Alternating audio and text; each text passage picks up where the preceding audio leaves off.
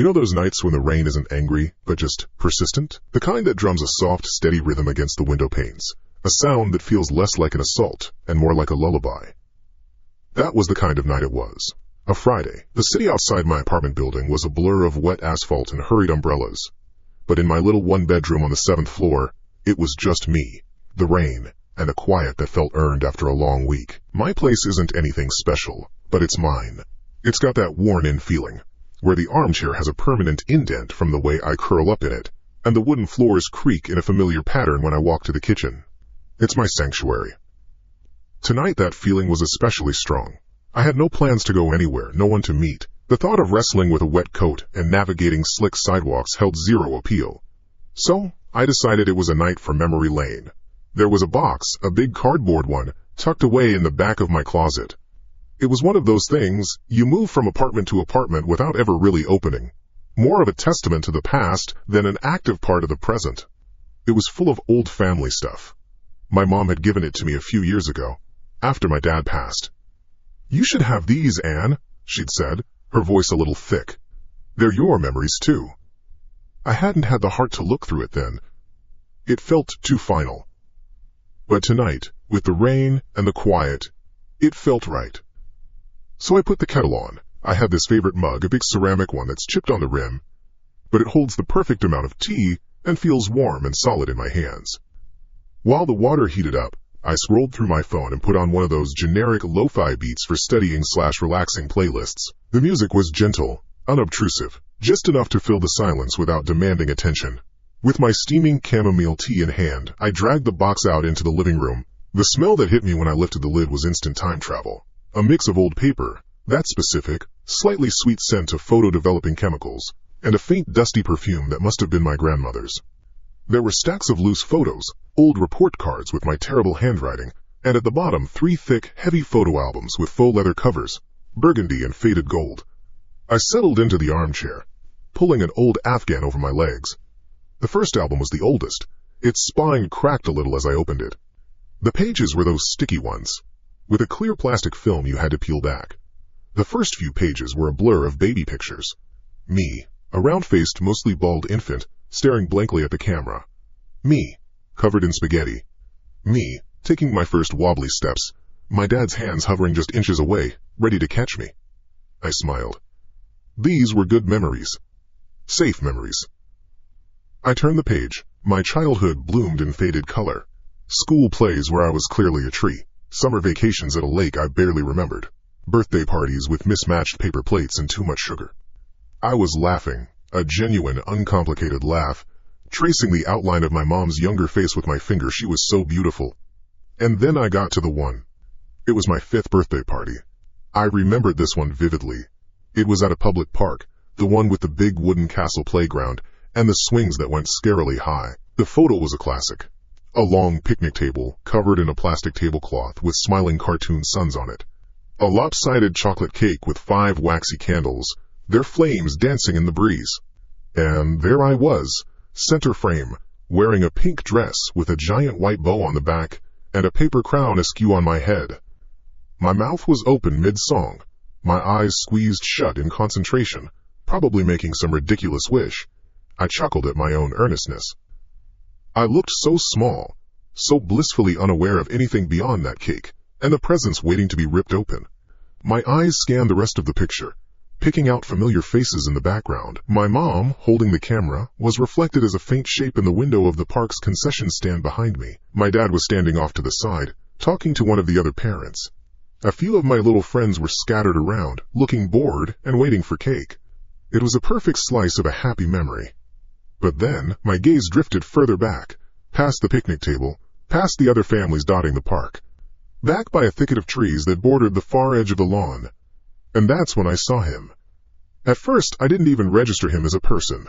He was just a shape, partially obscured by the trunk of a large oak tree. A man. He was standing in the shadows, just beyond the reach of the cheerful afternoon sun that bathed the rest of the scene. My brain immediately tried to categorize him, to file him away as an irrelevant detail. Just another park-goer, a dad waiting for his kids on the playground, a guy enjoying the day. It was a public park, after all. People are there, but something was off. I brought the album closer to my face, squinting. The photo was old, the focus a little soft, especially at that distance. He was just a silhouette, really. Tall, wearing what looked like a plain dark jacket, even though it was a warm day. His features were a complete blur. You couldn't make out a nose or a mouth. Just a vague, pale oval for a face. It wasn't his presence that was strange. It was his posture, his attention. Everyone else in the photo was engaged in their own little world. My dad was mid-conversation. Other parents were watching their children. Kids were running around. They were all part of the park's natural ecosystem. But him? He was unnaturally still. And he wasn't looking at the playground, or the duck pond, or off into the distance. His body was angled directly toward my birthday party. And the indistinct blur of his face, it felt like it was pointed right at me, not at the camera, not at the general scene of the party. It felt like he was looking right at the little 5-year-old girl in the pink dress with the crooked paper crown. A weird little shiver, completely unrelated to the temperature in my cozy apartment, went down my spine. I tried to shake it off. "Don't be ridiculous, Anne," I muttered to the empty room. My voice sounded small. It was nothing. It was lighting. It was the low resolution of an old disposable camera. It was my overactive imagination, fueled by a rainy night and too much quiet. My brain was just playing tricks on me, connecting dots that weren't there. I tried to force my attention elsewhere. Look at the funny hat Uncle Rob is wearing. Look at the half-eaten hot dog on my cousin's plate. But my eyes kept getting pulled back magnetically to that shadowy figure by the trees. Like a dark spot on a bright painting, once you see it, you can't unsee it. He was a discordant note in a happy song. Why was he standing there, in the shade, watching a stranger's kid's birthday party? The other parents were all clustered together, chatting. He was isolated, alone, and watching. The more I looked, the more certain I became. That wasn't a casual glance. That was a stare. The kind of fixed, unwavering attention that feels invasive, even through the barrier of time and glossy photo paper. The warmth from the tea in my mug seemed to fade. The soft, lo-fi beat that had been so comforting a moment ago now felt thin, repetitive. The steady drumming of the rain against the glass no longer sounded like a lullaby. It sounded like tapping. I closed the album shut, a little more forcefully than I intended. The sound was a dull thud in the quiet room. My heart was beating a little too fast. This is silly. I was a 28-year-old woman, sitting in my own locked apartment, getting spooked by a blurry stranger in a picture from over 2 decades ago. It was the definition of irrational. I got up and walked to the kitchen, placing my mug in the sink. I looked out the window. The city lights were smeared and refracted through the rain-streaked glass.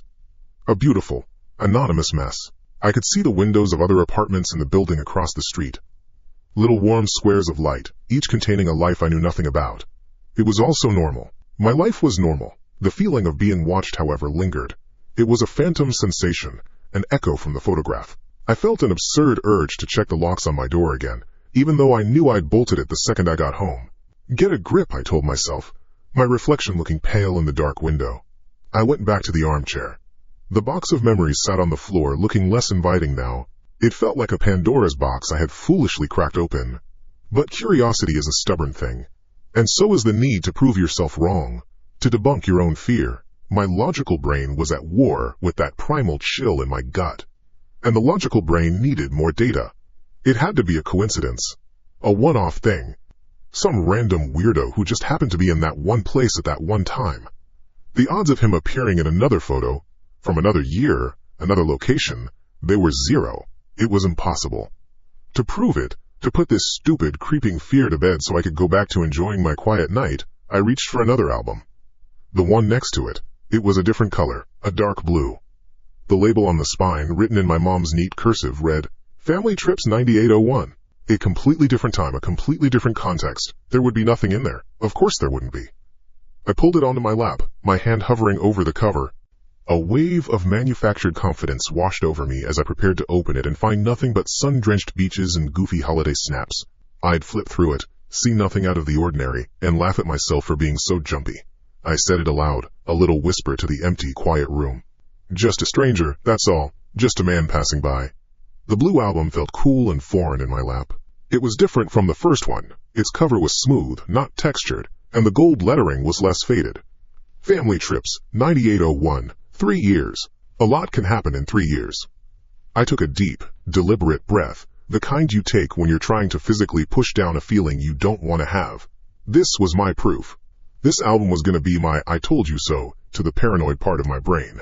I was going to flip through these pages and see nothing but our family, our terrible fashion choices from the late 90s, and sun-bleached landscapes. There would be no man in the shadows. There would be no one watching. I peeled back the first page. The plastic sheet made a sticky, tearing sound. There we were, piled into our old wood-paneled station wagon, my brother and I making faces at each other in the back seat. My dad was driving, his eyes on the road but a smile on his face. Another picture. Us stopped at some roadside diner, the kind with a giant statue of a lumberjack out front. I looked happy. Completely, utterly carefree. I kept turning the pages a little faster with each one. A small, tight knot of anxiety in my chest was beginning to loosen. See? Nothing. Just us. We got to the beach pictures. The trip was from the summer I turned 8. I remembered it. The sand was so hot, it burned the soles of your feet. And the water was so cold, it took your breath away. My mom had taken a whole roll of film of me and my brother building a lopsided sandcastle. There was a picture of my dad, laughing, as a wave knocked it all down. A picture of me holding up a seashell to the camera. Squinting into the sun, I was almost at the end of the beach section. I felt a wave of genuine relief wash over me. I'd been so stupid. A grown woman, scared of a smudge in an old photo. I was ready to laugh at myself, to close this album and put the whole ridiculous episode behind me. And that's when my hand froze. It wasn't a picture of just me. It was a wide shot. My dad was throwing a frisbee to my brother near the water's edge. My mom was sitting on a towel, reading a book under a big striped umbrella. And I was there, a little further down the beach, digging in the sand with a bright red plastic shovel. A perfect family scene. But my eyes, as if guided by some terrible instinct, didn't stay on us. They drifted past the central figures, past the other beachgoers and their colorful towels, all the way to the boardwalk that ran along the back of the beach. There was a row of simple wooden benches up there, facing the ocean. Most of them were empty. But on one, at the far end of the frame, a man was sitting. No, it couldn't be. He was alone. He wasn't looking out at the waves, at the beautiful horizon everyone else on the beach was enjoying. He wasn't reading a paper or eating an ice cream. He was just sitting there, leaning forward slightly, with his elbows on his knees. The distance and the glare from the sun made him hard to see clearly. But I knew before I even brought the album closer to my face. His clothes were different, a light-colored short-sleeved shirt this time, and dark pants. He wasn't half hidden by a tree, he was out in the open. But his posture? It was the same unnatural stillness. His attention was a tangible thing, a laser beam cutting across the 50 yards of sand and a dozen other people. And it was pointed directly at the little 8-year-old girl in the blue bathing suit, the one with the red plastic shovel. Not at the whole family, just at me. A sound escaped my throat, a small, choked gasp.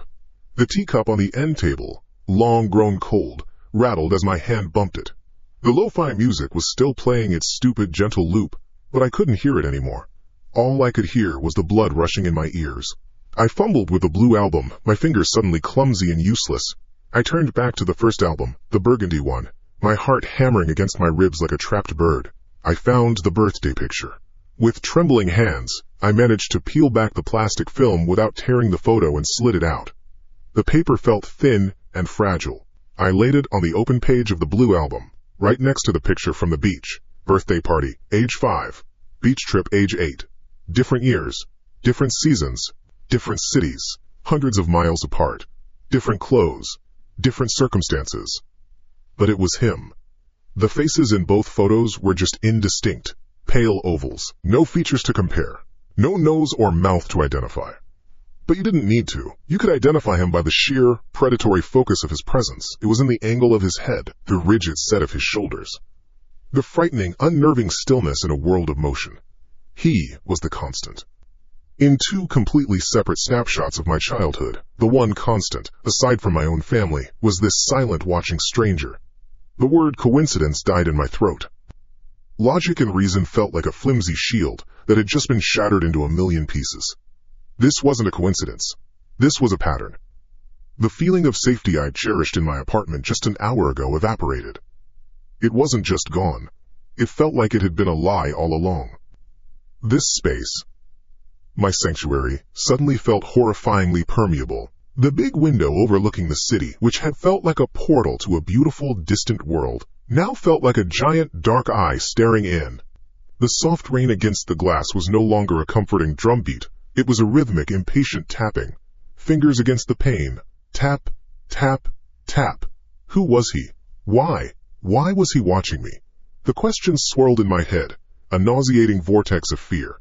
He wasn't a friend of the family. I would have recognized him, even as a blur. He wasn't a distant relative. He was nothing. A phantom who had somehow inserted himself into the background of my life. A ghost at the feast. For how long? My breath came in short, sharp bursts. I looked from one photo to the other, back and forth, back and forth. The 5-year-old in the paper crown, the 8-year-old with the shovel. Both of them so happy, so oblivious. And in the background of both their innocent moments, the same shadow lurked. Watching. Waiting. I slammed the blue album shut. The sound echoed in the room, loud and violent. I shoved it off my lap, and it clattered to the floor along with the loose birthday photo. I couldn't look at them anymore. It felt like I was looking at evidence. Evidence of a crime I didn't even know had been committed against me. My entire childhood, which I remembered as a safe and happy time, was now tainted. Every memory felt compromised, violated. Every outdoor event, every school trip, every vacation. Was he there for those too? Was he always just out of frame, just behind a tree, just on the edge of the crowd? The thought was paralyzing. I stood up, my legs shaky. I felt an urgent, desperate need to know. It wasn't curiosity anymore. It was something more primal. I had to see the whole picture. I had to understand the scale of this intrusion. If it was just these 2 photos, maybe I could still somehow, some way convince myself it was a freak occurrence. But what if it wasn't? What if he was in all of them? I stumbled over to the big cardboard box, still sitting in the middle of my living room floor. It didn't look like a box of memories anymore. It looked like a case file. A cold, terrifying record. My hands were shaking so hard I could barely grasp the cardboard flaps. I tore them open, pulling out the remaining albums with a frantic energy. There were 3 more. One for my grade school years, one for middle school, and a thick, heavy one simply labeled high school. I dropped to my knees on the floor, the rough carpet scraping my skin. I didn't care. I dragged them out, their fake leather covers cool against my trembling fingers. They slid across the wooden floor, fanning out around me. My entire life, from kindergarten to graduation, documented in 5 heavy books. And a cold, terrifying certainty settled in my gut. He was going to be in all of them. He was always there. The man who watched. The man who was always there. I had to know. I had to turn the pages. I had to face him. I don't know how long I just knelt there on the floor, surrounded by my own life, laid out in cheap pleather and faded cardboard. My breath was gone. It felt like I'd been punched in the stomach, and my lungs just refused to start working again. The air in the apartment was thick and heavy, the same air that had felt so comforting and safe just an hour ago. Now it felt like I was breathing in poison. My knees ached from the hard floor, a dull, distant pain that was nothing compared to the sharp, shredding terror in my mind. But I had to know. The thought was an obsession, a fever.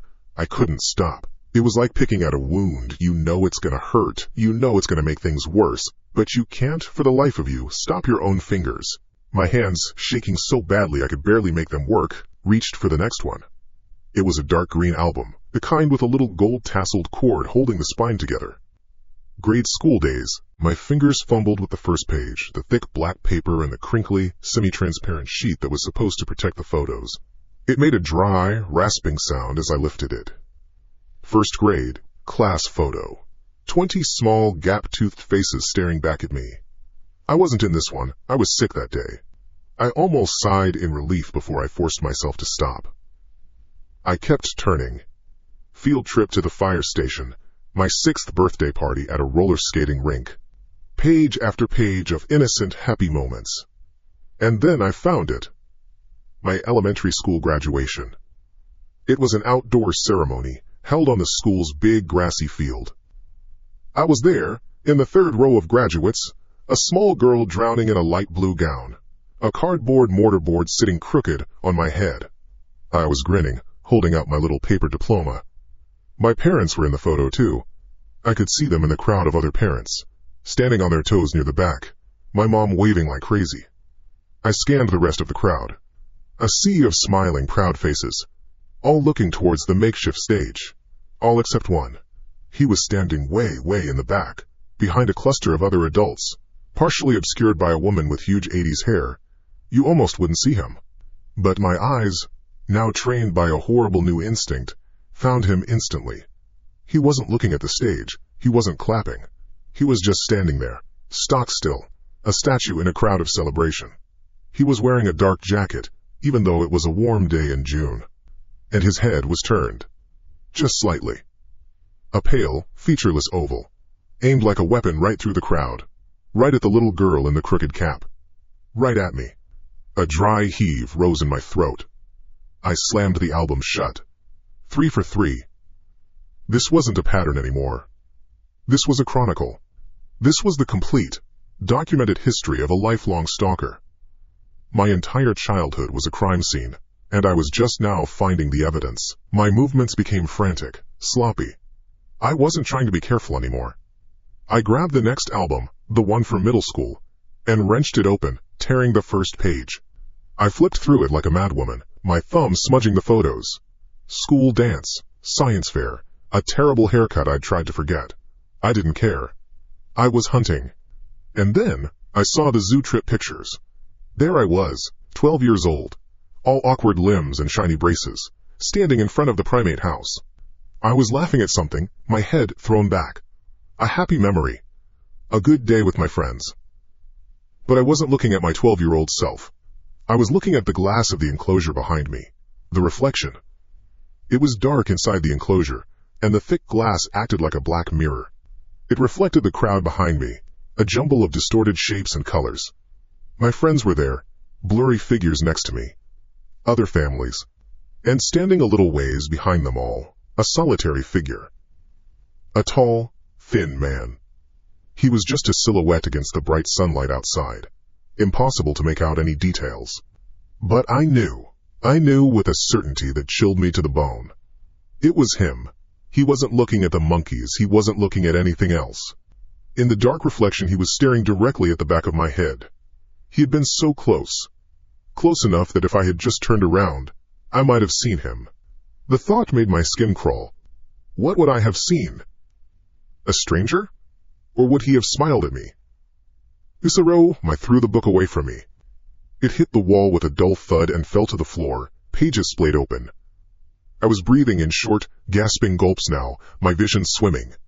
Just one album left, the big, heavy one. High school, I felt a wave of nausea. High school. My first date. Prom. Graduation. All those moments. The ones you think are the start of your real life, of your independence. Had he been there for those too? I had to. I had to finish it. I crawled on my hands and knees over to it. It felt like it weighed 100 pounds.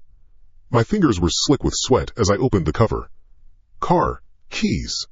A picture of me, 16 years old, beaming next to the beat-up old sedan my parents had bought me. The photo was taken in my grandmother's driveway. Behind me was the familiar, whitewashed brick of her house, the big oak tree I used to climb. It was a safe place. The safest place in the world. My eyes scanned the background frantically. The street was empty. No one on the sidewalk. No one behind the trees. For a split second, a tiny, insane flicker of hope ignited in my chest. Maybe he stopped. Maybe he was gone. And then I saw it. It wasn't in the street. It was in the neighbor's yard. The house next to my grandmother's was separated by a tall, wooden privacy fence. In the photo, you could see the fence running along the edge of the driveway. And in between two of the wooden slats, in the dark shadow, there was a face. Or part of one. Just an eye and the bridge of a nose. Peeking through the gap. Watching. From the neighbor's yard. He had been in my grandmother's neighbor's yard, close enough to hear us talking. Close enough to see the expression on my face as I got the keys to my first car. That was it. That was the final blow. I couldn't breathe. I couldn't think. I scrambled backwards. Away from the albums, away from the photos, crab walking across the floor until my back hit the leg of the sofa. I curled into a ball, pulling my knees to my chest, my arms wrapped tight around my head as if I could physically block out the thoughts. He was everywhere. He was always there. The park. The beach. School. The zoo. My grandmother's house. Every happy memory I had was a lie. It wasn't just my memory. It was his too. He owned them now. He was the ghost at every party, the shadow in every sun-drenched picture. My life wasn't my own. It felt like I'd been living in a cage my whole life, and had only just now realized the bars were there. The apartment, my sanctuary, became the cage. The big window was a malevolent eye. The thin walls felt like they could dissolve at any moment. The rain wasn't gentle anymore. It was an angry, relentless assault against the glass, an army of tiny fists demanding to be let in. I started to sob. Not loud, crying sobs, but a horrible, guttural, panicked sound that was more animal than human. I was choking on my own terror, lost in a storm of violated memories. I was so wrapped up in my own panic, in the noise in my head, that it took me a second to hear the other sound. It was quiet. So quiet I thought I was imagining it at first. A phantom noise created by my frayed nerves. A whistle. It was coming from outside my apartment. From the hallway. Not a loud, boisterous whistle, but a soft, casual, meandering tune. A melody drifting through the air, cutting through the drumming of the rain. My sobbing stopped instantly. My blood ran cold. Every muscle in my body went rigid. I knew that tune. I knew it as well as I knew my own name. It was a silly, simple little song my dad used to whistle when he was working in his woodshop. A mindless tune he'd picked up from some old black and white TV show. But my dad had been dead for 6 years. The whistling came closer, slow, unhurried. And then it stopped, right outside my door. It wasn't the silence of the apartment. It was a different kind of silence, a dead silence. The rain, the old building, my own breathing. It was all gone. My entire universe had shrunk down to the thin, cheap wood of my apartment door, and the empty space just on the other side of it. The whistling had stopped, but the melody was still there, coiling in the air, a ghost of a sound that was somehow louder than the real thing. It was a violation. That wasn't his tune to know. It was my father's. It belonged in a dusty workshop filled with the smell of sawdust and varnish. It belonged to summer afternoons and the drone of a table saw. It didn't belong here, in the dark, in my hallway. My body was a block of ice. I stayed hunched on the floor, my back pressed hard against the sofa leg, trying to convince myself I hadn't heard it. It was the rain. It was the wind whistling through a crack in a neighbor's window. It was my mind, shattered by what I'd found in the photos, playing horrible tricks on me, but I couldn't make myself believe it. The tune was too clean, too deliberate. And the way it just ended, right there. It was like a singer stopping mid-sentence, waiting for a response. Time stopped. I don't know how long I knelt there, counting my own frantic heartbeats. Maybe a minute. Maybe 10. Each second stretched into an eternity of pure, distilled fear. Nothing happened. There was no knock, no voice, just the oppressive, waiting silence, and in a way that was so much worse. A knock is a request. A voice is a confrontation. This was surveillance. This was a statement. I am here. I know you're in there. And I can wait. Slowly, like I was moving through deep water, I began to uncurl. The need to know was a physical pain, a burning acid in my gut that was stronger than the paralysis. I had to see. I had to look.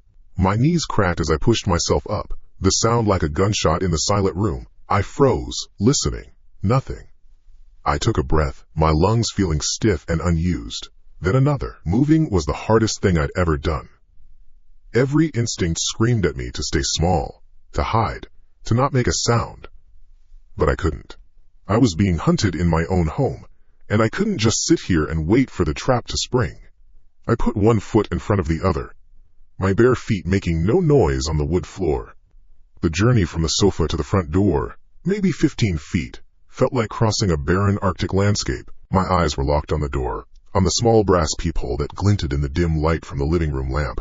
The albums were still scattered across the floor behind me, open wounds displaying a lifetime of stolen moments. I could feel them, even without looking. I could feel his eyes from every single page, 1,000 tiny versions of him, all watching me take these steps. The man at the park. The man on the beach. The man in the reflection. The eye in the fence. They were all there. A silent jury, and the man in the hallway was their verdict. I reached the door. My hand was shaking so badly that I had to steady it against the wall before reaching for the peephole. The wood was cool and solid under my palm. For a second, it was reassuring. It was a barrier. It was locked, I had turned the deadbolt myself. I did it every single night without fail. He couldn't get in. But he had my father's whistle. What else did he have? Bajoltaid. My heart was a frantic drum against my ribs. I closed my eyes, took one last shaky breath, and then pressed my eye to the peephole. The world warped into a fisheye lens. The hallway was empty. The beige, scuffed walls stretched out, distorted and curved. The door to my neighbor Mrs. Gable's apartment across the hall was closed. The ugly, industrial-grade carpet was vacant. The fluorescent light fixture on the ceiling cast a sterile, humming glow over everything. There was no one there. A wave of dizzying relief washed over me, so strong it almost made my knees buckle. I was losing my mind. That was it. I was overworked, stressed out, and finding those pictures had just sent me spiraling. My grief over my dad, my loneliness, it had all combined into this one perfect, terrifying hallucination. I laughed, a choked, silent sound that was more of a sob. Of course. How stupid. There's no one there. I kept looking, just to be sure, my eye pressed to the cold metal. I scanned the empty space, my brain trying to reassert its authority over my panic. Empty. All empty. I was safe. That's when I heard the scrape. It was soft, softer than the whistle. It came from below, from the very bottom of the door. A dry, whispering sound. SCCRRRAAAPE, like a piece of stiff paper being pushed under the door. A flyer? A notice from the building management? No, not at this time of night. It was late, well past 10. The sound came again, longer this time. SCCRRRRRRAAAAPE. It wasn't paper. It was something harder. It sounded metallic, like a thin piece of metal, maybe a wire, being slid carefully into the gap between the door and the floor. My blood, which had just started to warm with relief, turned to slush in my veins. I pulled back from the peephole, my breath catching in my throat, my eyes shot downwards, to the dark line at the bottom of the door. I couldn't see anything. I listened, holding my breath until my lungs burned. Silence again. But it was a different silence now. It wasn't a waiting silence. It was the silence of concentration. The silence of someone working at a delicate task. My mind raced. A wire? What for? To pop the lock? No, that was stuff from movies. And I had a deadbolt, not just the lock and the handle. That was impossible, wasn't it? My gaze drifted up from the bottom of the door to the deadbolt, then lower, to the simple, brass doorknob. I stared at it. It was just a doorknob. An ordinary, boring, builder-grade doorknob. I had put my hand on it thousands of times without a second thought. Now, I couldn't look away from it. It had become the most menacing object in the world. I watched it, expecting it to... I don't know what I was expecting. To glow. To rattle. Something. It did nothing. It just sat there. Solid. Unmoving. Maybe the scraping was nothing. Maybe it was the building settling.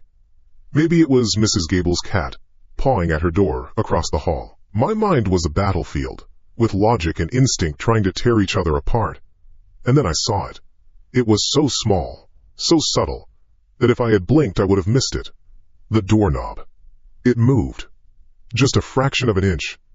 A tiny clockwise twitch. I stopped breathing. Everything stopped. Did I see that? Was I imagining it? My eyes were watering from staring so intently. I stood there, a statue carved from fear, my entire being focused on that piece of metal. It happened again. This time, it was unmistakable. The knob turned slowly, deliberately, with a smoothness that spoke of a practiced hand. It didn't jiggle. It didn't fumble. It just rotated. I heard a faint internal click as the latch inside the mechanism began to retract from the doorframe. The sound was intimate, mechanical, and utterly terrifying. He wasn't supposed to be able to do that. The door was locked. He was on the other side. The knob continued its silent, patient turn. Clockwise. A quarter turn. A half turn. It stopped, the latch now fully retracted inside the door. A pause. One single drawn-out second of absolute stillness. Then the knob was wrenched, hard in the other direction. A violent, rattling shake that shook the entire door in its frame. Thump, rattle, rattle, thump. It wasn't a test anymore. It was an assault. He knew the first lock was beaten. Now he was challenging the deadbolt. He was trying to force his way in. I scrambled backwards, a guttural noise of pure terror finally escaping my throat. My feet tangled with each other and I fell, landing hard on the floor. I crab-walked away, my eyes still glued to the door, to that rattling, shaking knob. He was there. He was real. And he was trying to get to me. The thin piece of wood and the single deadbolt were the only things in the world that stood between us. My throat made a sound. I don't know what it was, not really. It was a strangled, wet gasp that was supposed to be a scream, but my lungs refused to cooperate. They had seized up, 2 useless bags of cement in my chest. All the air was gone, sucked out of the room by the violence at the door. Thump, rattle, rattle, thump. The deadbolt was the only reason that door was still in its frame. For now. That metallic rattle was the sound of my life hanging by a single, cheap piece of steel. I scrambled backwards. It wasn't a choice. It was an instinct, a primal command from the oldest part of my brain that screamed prey. My hands and feet scrabbled against the smooth wood of the floor, finding no purchase. My legs were like wet noodles. I was a newborn deer trying to outrun a wolf. It was pathetic. I finally managed to push myself up, using the arm of the sofa for leverage, my body shaking so hard my teeth chattered. My eyes were glued to the door, to that violently shaking knob, but my mind was screaming one word. Phone. Phone.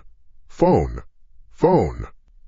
It was on the little end table next to the lamp, not 10 feet away. It might as well have been on the moon. Every part of me wanted to stay frozen, to make myself small and invisible. But the frantic, brutal assault on the door was a constant reminder that staying put meant dying. I moved. It was more of a lurch, a stumbling, crashing retreat towards the table. My hand, slick with a cold sweat I hadn't realized was there, shot out for the phone. I missed. My fingers slapped against the smooth glass screen, sending it skittering off the edge of the table. It hit the floor with a plastic-on-wood clatter that sounded like a gunshot in the chaos. For a second I thought the screen had shattered, that my one lifeline was gone. I dropped to my knees, my hand closing around it. It was intact. Thump, rattle, shake. A louder, more furious assault on the door. He was getting angry. Or impatient. I didn't know which was worse. There was no time to think. I couldn't stay in here. This room was a box, a trap. The front door was the only way out, and he was there. My mind flashed through the layout of the apartment. Living room, kitchen, bathroom, bedroom. The bedroom had a window. It was 3 stories up, but it was a window. It was an option. It was something. I ran. My bare feet slapped against the floor as I scrambled down the short hallway toward my bedroom. I didn't dare look back.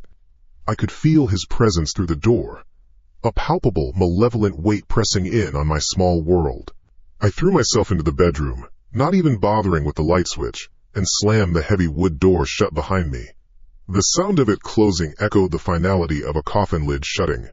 I fumbled for the lock on the knob, a flimsy little push-button thing that a child could probably defeat, and clicked it into place. A useless gesture, but my panicked mind needed to do something. Where do you go when the only safe place you have is no longer safe? Where do you hide? My eyes darted around the moonlit gloom of the room. Under the bed? No, too obvious. Behind the curtains? Useless. Then I saw it. The closet.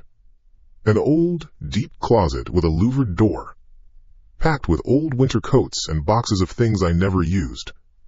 It wasn't much, but it was darkness. It was cover. I slid the door open, the plastic rollers groaning on their track, and squeezed myself inside, pulling the door shut behind me. Darkness enveloped me. The air was thick, with a scent of cedar blocks and dust. I crouched down, pulling my old, heavy wool coat off its hanger and draping it over myself. My breath was coming in ragged, painful hitches. I was hyperventilating. I needed to be quiet. I pressed a trembling hand over my mouth, tasting salt and fear. In the suffocating dark of the closet, I fumbled with my phone. My thumb slid across the screen, trying to bring it to life so I could dial 911. The screen flared on, its light blindingly bright in the pitch-black space. A new wave of terror washed over me. The light. He could see the light under the door. I frantically tried to cut my hands around the screen, turning the brightness all the way down, my fingers slipping and clumsy. My heart was a wild, trapped bird, beating against my ribs, so loud I was sure he could hear it out in the living room. I held my breath, listening. The rattling had stopped. Silence. Not a peaceful silence. This was worse. It was a predatory silence. A listening silence. He was waiting. Or he was thinking. My thumb hovered over the emergency call button. Just press it. Just press the damn button. And then I heard it. It wasn't a rattle. It wasn't a thump. It wasn't the sound of violence or force. It was a click. A small, dry, metallic sound. Click. It was the sound of a key turning in a lock. The unmistakable, precise, and utterly final sound of the deadbolt sliding open. You have to understand. My blood didn't just run cold. It felt like it evaporated. Every rational thought, every plan, every last shred of hope vanished in that single tiny noise. He wasn't picking the lock. He wasn't breaking the door down. He had a key. He had a key to my apartment. How? I hadn't lost my keys. I lived alone. The landlord, the superintendent. But why? How? The questions hammered at my brain, but they were meaningless. The how didn't matter. The only thing that mattered was the reality of it. The man from the photographs, the man who had haunted the edges of my life for decades, was not just outside my door anymore. He was coming in. The one barrier I thought I had, the one thing that made this space mine and not his, was gone. He had a key. He could have come in at any time. Tonight. Last night. A week ago. He could have been standing over my bed while I slept. The thought was so violating, so profoundly terrifying, that a fresh wave of nausea roiled in my stomach. Then came the second sound, a low groan of wood and metal. The front door was opening. Slowly. There was no rush. He wasn't a thief afraid of being caught. He was an owner, returning home. My entire body went rigid. I forgot how to breathe. I was no longer a person. I was just a pair of ears, straining in the dark. And then I heard the footsteps. They were heavy, deliberate. The sound of work boots on a hardwood floor. He took a step into the apartment, paused. Then another. He was taking his time, savoring it. He was in my living room now, in the space where I'd been sitting just minutes ago, looking at his face and my family's memories. And then the whistling started again. That same tune. My father's tune. It wasn't faint and distant from the hallway anymore. It was here. It was inside. It was clear and sharp and impossibly close. It was a leisurely, confident sound. The sound of a man completely at ease, in a place he felt he belonged. He was walking slowly through my apartment, my home, whistling a dead man's song. Each note was a footstep on my soul. I stayed crouched in the closet, the phone clutched in my white-knuckled hand, the 911 screen still glowing faintly. I couldn't move. I couldn't make a sound. My mind was a blank slate of pure animal terror. He was moving. The footsteps and the whistling were drifting, making their way from the living room, down the short hallway, toward me. Closer, closer. The footsteps stopped, right outside my bedroom door. The whistling stopped too, cut off mid-note. The sudden, absolute silence was the most terrifying thing I had ever experienced. He was there, just on the other side of a flimsy piece of wood. He knew I was in here. He had to know. The silence stretched, thick and heavy. I could hear the blood pounding in my ears, a frantic drumbeat counting down my final seconds.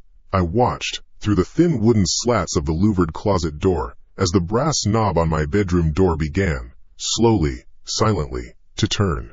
Time doesn't really exist in moments like that. It's not a line. It's a thick, heavy block of tar you're stuck in.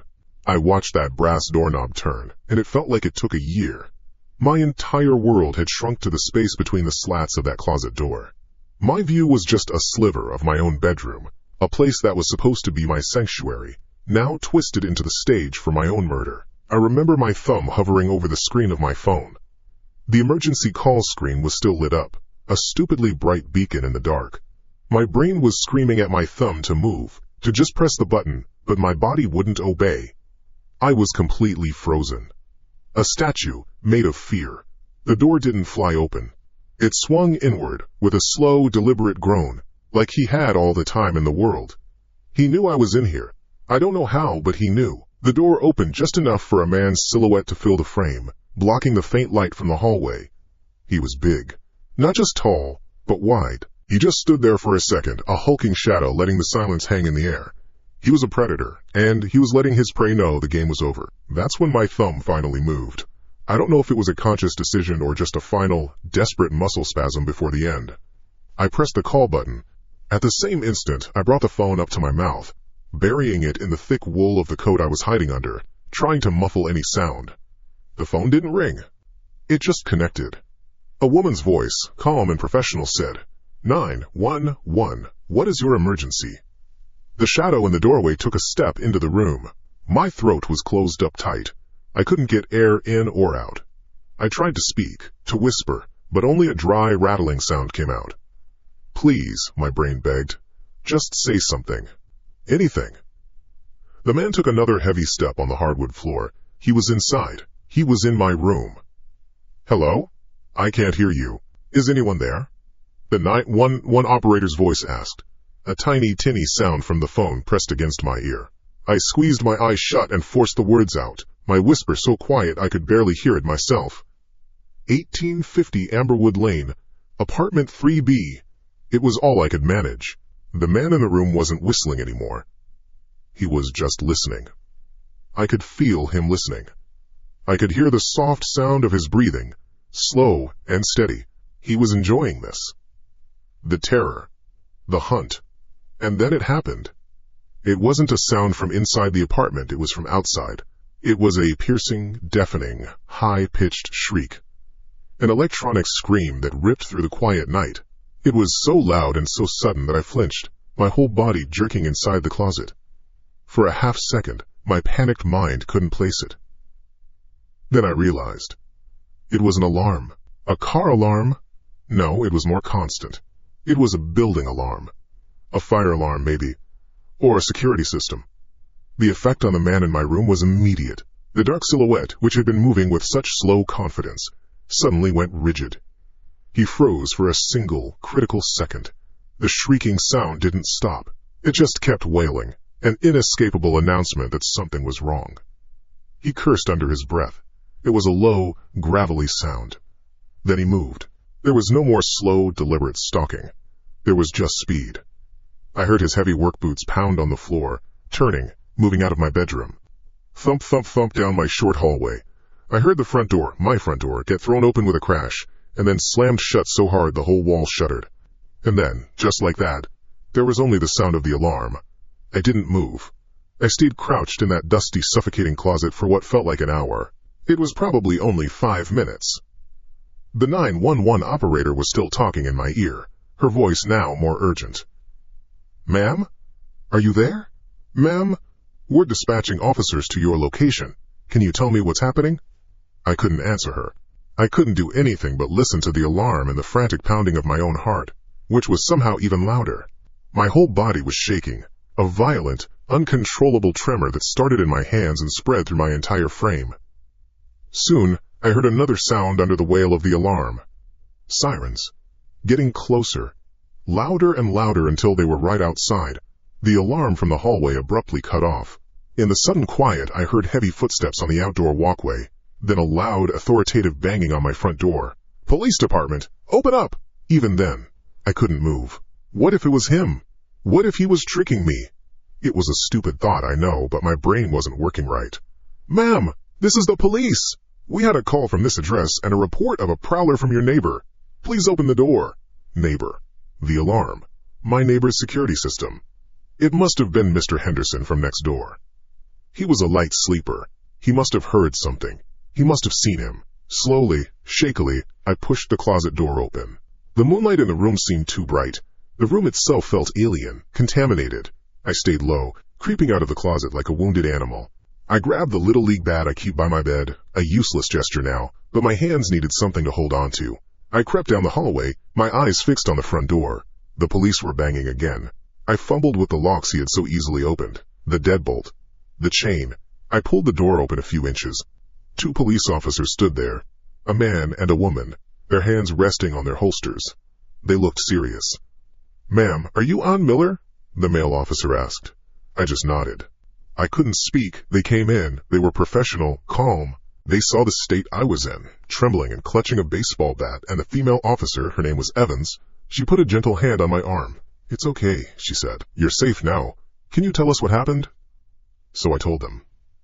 Or, I tried to. The story tumbled out of me in a broken, hysterical mess. The albums. The pictures. The man who was always there. The whistling. The key. I'm sure I sounded insane. I pointed to the stack of photo albums on the floor, a chaotic mess from where I'd thrown them. They listened patiently. The male officer, Rodriguez, walked through the apartment, checking every room, every window. Officer Evans stayed with me, asking questions in a low, steady voice. Did I know the man? Had I ever seen him before, in person? Did I have an ex-boyfriend? A stalker? I just kept shaking my head. No, only in the pictures. I never saw him before. Never. Rodriguez came back into the living room. No sign of forced entry on the front door. All the windows are secure. Nothing seems to be missing. He looked at me, a little pity in his eyes. "You said you think he had a key?" "He did," I whispered, my voice hoarse. I heard it, a click, the deadbolt. "We'll need to talk to your building manager about the keys," Evans said, writing in a small notebook. "And we'll check the security cameras from the parking lot.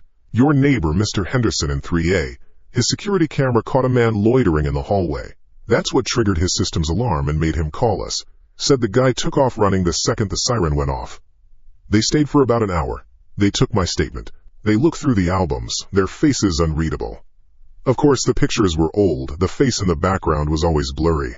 It was proof of nothing, really. Just a series of unsettling coincidences. They gave me a victim's assistance pamphlet and a case number. They told me to call the building manager first thing in the morning to get the locks changed. "We'll have a patrol car keep an eye on the building for the rest of the night," Officer Rodriguez said as they were leaving. "Try to get some rest." Get some rest. The word sounded like a cruel joke. After they left, I locked the door, slid the chain across, and wedged a chair under the doorknob, just like you see in the movies. It felt foolish, but I had to do something. The apartment was silent now. Too silent. Every creak of the old building made me jump. The space didn't feel like mine anymore. It felt like his. He had been in here, he had walked on my floors, breathed my air. I couldn't stay in the living room. I went to the kitchen and got a glass of water, my hand shaking so much that it rattled against my teeth. I needed to lie down. I had to try to pretend things could be normal. I walked back into my bedroom. The room where he had stood. I forced myself to look around, to try and reclaim it. The bed was still neatly made. The curtains were drawn just as I'd left them. Everything looked normal. Except it wasn't. My eyes drifted to the nightstand beside my bed. And that's when I saw it. It was a small, black, plastic rectangle. A cheap, generic digital photo frame, the kind you might get for $10 at a drugstore. It was about the size of a postcard. I had never seen it before in my life. It was plugged into the wall outlet behind the nightstand. The screen was on, glowing faintly in the dark room. My blood didn't just run cold. It felt like it turned to ice and shattered in my veins. I couldn't breathe. I couldn't move. I just stared at this foreign object sitting next to the lamp and the book I was reading. It was an impossible thing. The police had been in here. I had been in here. How had I not seen it? "Well, I hit he." Slowly, like someone moving underwater, I reached out a trembling hand and picked it up. My fingerprints smudged the cheap plastic frame. There was only one picture on the screen. It wasn't a slideshow, just one, single, static image. It was a picture of me. I was in my bed, sleeping. The photo was taken from a very low angle, very close, as if the camera was sitting on the edge of the nightstand. It was a close-up of my face, turned to one side on my pillow. My mouth was slightly open. My hair was a mess. I looked completely vulnerable, utterly unaware.